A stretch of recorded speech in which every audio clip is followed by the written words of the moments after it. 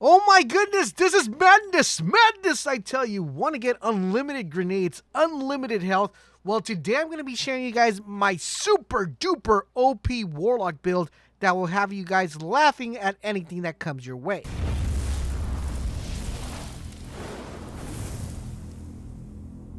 Esiva, this is LaserBolt and welcome to today's video, guys. Today's video, we're going to be talking about the super duper OP Warlock build that I'm going to be sharing with you guys. I'm going to be letting you guys know what are the requirements for the build, what type of stuff do you need to be set up in your artifact to complete this build, and what type of armor do you need to have. Now, before we get started, I do want to remind you guys about our giveaway. We're giving away 4 free copies of Call of Duty Modern Warfare for the system of your choice. To enter and participate, it's super easy. All you have to do is click the link down below where it says Join Bolt Nation, and you guys will be automatically entered. All right, so let's dive into this Warlock build. Big shout out to my boy Wolfie for actually letting me hop on his account. Since he's been grinding a lot of Destiny lately, I decided to hop on here and give this build a go. I also want to give a nice shout out to Plunder for putting this build together and, kind of giving us an insight of this build. So let's share it with you guys and tell you guys exactly what we're going to be talking about. So you're going to need to be a Warlock, of course, and then you're going to want to be the Void Walker class. Now, as far as grenades are concerned, you could go with anything of an action bolt or a scatter grenade. Anything will work. I would suggest if you're doing PvP and PVE, switch them around, whichever one you guys find more accommodating. If you're doing PvP, the action bolt's like the best one to go with. But if you're doing PvE, then any of these would work, the scatter grenade or the vortex grenade. Now, as far as your skill tree, you're going to want to go bottom skill tree for this one. You want to make sure you have the Devour perk, which we'll talk a little bit about right now, feeding to the void, vortex, and instability. What makes this build really awesome is, of course, the Devour perk. It says kills with this melee ability fully regenerate your health for a short time afterward, killing and restoring additional health. Now, it doesn't stop there because that is with a melee. So if for some reason you do not have any enemy close to you and you aren't able to actually melee someone to get a little bit of your health back, you could always do it feeding from the void. What this is going to allow you to do, it's going to allow you to consume your grenade energy to get your health back. So this is where the unlimited health lies.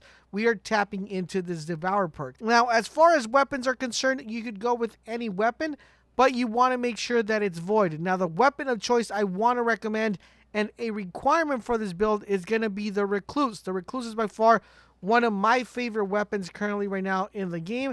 In addition to that, guys, it is really OP once we put our artifact build together. Other than the Recluse, you could pick any other weapon, but it's a requirement that you have the Recluse. Now let's go ahead and take a look at our gear. We're going to start off with our first exotic that is a requirement, and that is the Neserac Sin. This is by far a very interesting helmet, and I gotta be honest, when we had Destiny earlier, I wasn't really using this helmet because it wasn't very viable, but thanks to the new Armor 2.0 and the artifact, it's making a lot of exotic gear very viable, and this is by far one of them. So let's read what we're able to do with this particular helmet. It says the following: void damage kills, increase ability energy recharge rate.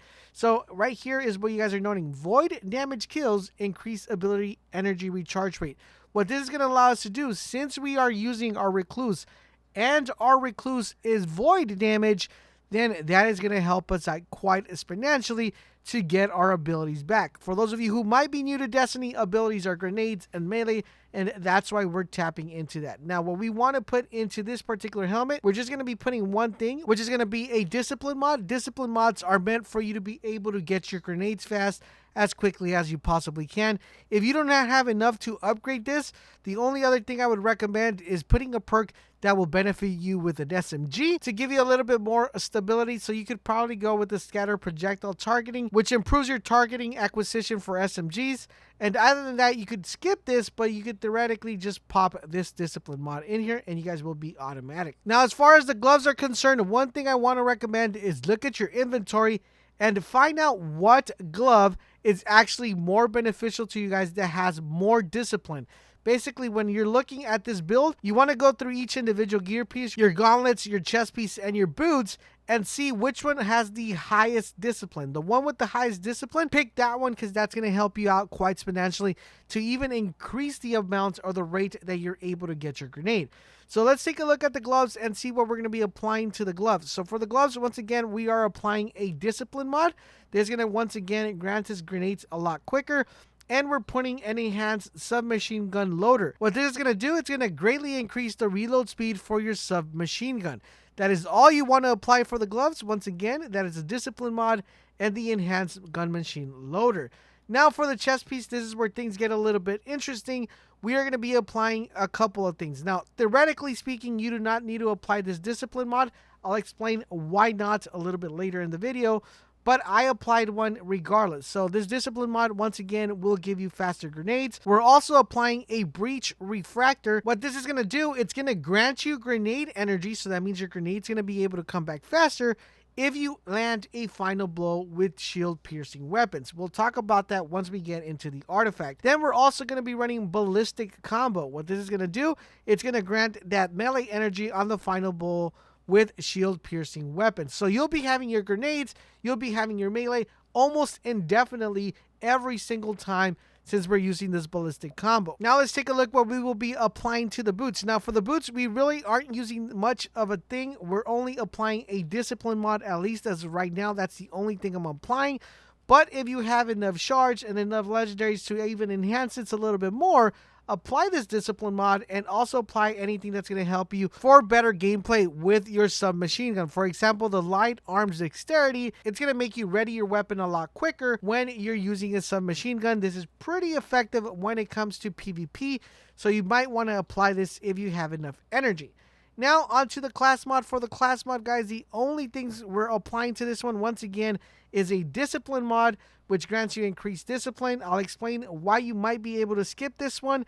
And we're also applying an oppressive darkness. Now this is going to cost you a total of 6 energy costs, but this is actually a really good one. What this is going to do is says causing damage with a void grenade adds a weakening effect to the enemy. And since we're going to be having our grenades almost every single time, every 2 to 3 seconds, this is going to be extremely viable, because what we're going to want to do if we get an ogre or a tanky enemy, we're going to want to lob our grenade, and once our grenade is lobbed, it makes that impact, then we're going to be doing even more damage. Now let's talk about the stuff that I was saying that you might want to skip or might want to add. So what I said earlier about what you could skip in regards to the items is the fact that if you have better gear than what I currently have right now in this account, is if you have really high discipline for your items, then you theoretically will not need to include too many discipline mods. You want to be around 70 to 75 right here in discipline. This is going to give your grenade ability cooldown to 45%. Now, that is pretty fast. That's almost in, that's almost like in less than a minute. Now, we are going to be getting our grenades even a lot faster than this. With this particular build, we're looking about 3 minutes for every grenade and every melee, as long as we're keeping our devour. So now let's talk about our artifact. Now for our artifact build, of course, column number 1, we could skip. That's just pretty much glimmer. But what we want to be tapping into is column number 2. We want to have the anti-barrier rounds, because remember, within our build, if we kill enemies with the anti-barrier round, it's going to give us our abilities a lot faster. We're going to be applying the first one, which is going to give us the anti-barrier rounds for auto rifles and submachine guns. And then within the same column, we're going to be picking the overload rounds, which are really good not only for PvP, but also for PvE. Now on to column number 2. For column number 2, we're going to want to pick up the enhanced submachine gun loader. This is going to grant increased reload speed for your submachine gun. Since we're going to be using this quite a lot, you're going to be reloading a lot, so the faster you reload, the better it's going to be for you. Now onto the meat of the build, we want to make sure we have breach refractor once again. This is going to grant grenade energy on the final blows with the shield piercing weapon. As you guys recall, on column number 2, we got the anti-barrier rounds for our submachine gun, so this is going to allow us to get our grenade faster. In addition to that, we're also getting the ballistic combo, which is going to grant melee energy on final blows on shield piercing weapons as well. So that's going to give us unlimited grenades and unlimited slappy appy appies. Now, last but not least, guys, we are picking oppressive darkness. This is going to once again cause damage with a void grenade, adds a weakened effect to enemies. Really effective if you want to make sure you have like a really good one when it comes to more damaging high-end enemies. Like if you're doing like a really big boss, you might want to get the From the Depths, which is going to grant bonus super damage if casted while critically wounded. This is just going to buff the amount of DPS that you have. And there you guys have it. That is the super duper unlimited grenade and health build for the Warlock class. Let me know in the comment section down below, who would you like to see next a build for? We're working on a Titan one. We're also working on a Hunter one. Who will be next? Let me know in the comment section down below. I do hope you enjoyed this video, and I will catch you guys on the next video.